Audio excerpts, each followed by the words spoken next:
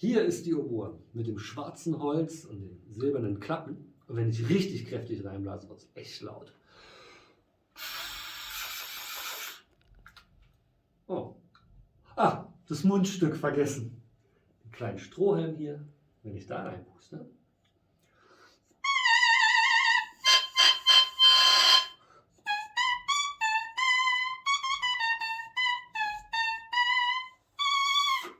Ja, schon besser.